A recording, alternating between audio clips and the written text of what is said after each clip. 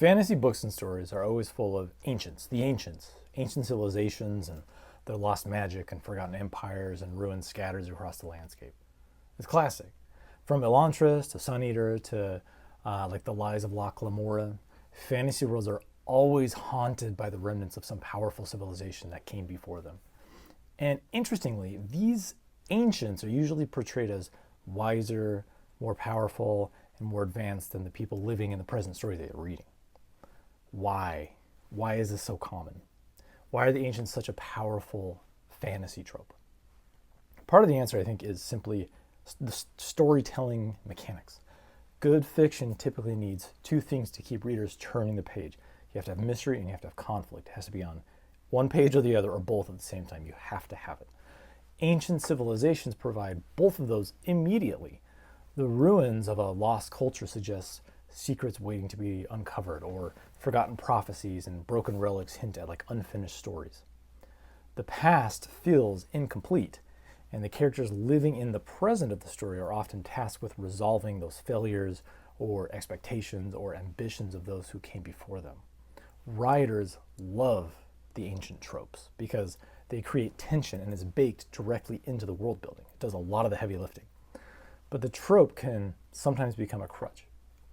When ancient civilizations become the all-consuming force behind the plot, the story risks turning into a kind of like narrative autopilot. The protagonists stop making meaningful choices and instead simply are tools to fulfill the ancient prophecies or to rediscover ancient knowledge or whatever it is. When that happens, the ancients stop being a source of mystery and start becoming a form of deus ex machina, where the past conveniently solves the problems of the present. When it's used well, the trope can be very effective. A good example is Elantris by Brandon Sanderson. The fallen city of Elantris isn't just background lore. Its collapse drives the entire narrative. The mystery of what happened to the city of Elantris provides the central tension of the story, and the resolution of that mystery ultimately resolves the present-day conflict. The ancient past and the current story are intertwined. But I think there's another reason we're so fascinated by the ancients in fantasy, and it has less to do with storytelling and more to do with human psychology. We love the ancients in fantasy because we love the ancients in real life. Whether it's ancient Egypt or the Mongol Empire, the Greek philosophers or Chinese warlords or whatever it is, early American founders, we are endlessly fascinated by the civilizations that have come before us. Entire nations are built on the mythology of their ancestors. The virtues, the triumphs, and legendary figures of the past become the cultural foundation upon which our present is built, just like the present of protagonists that we read. The past becomes a myth, but that truth about the ancients, both in fantasy and in real life, is that they weren't actually all that special. They were simply people. Often brilliant people, sometimes visionary, but also petty and flawed and deeply human. Joe Abercrombie plays with this idea beautifully in the First Law trilogy through the character Baez, the wizard. Baez is one of the great ancient figures of the world. He has lived long enough to witness the events that later become the legendary history for the characters. Entire political systems and cultural myths are built on the stories of figures like him. And when we actually meet him in the book, he isn't some enlightened ancient wizard. He is a foul-mouthed, manipulative, cantankerous old man. Abercrombie deliberately subverts the mystique of the ancients. The legendary past turns out to be far less noble than the stories people tell about it. And that subversion works because it mirrors something very real about our own history.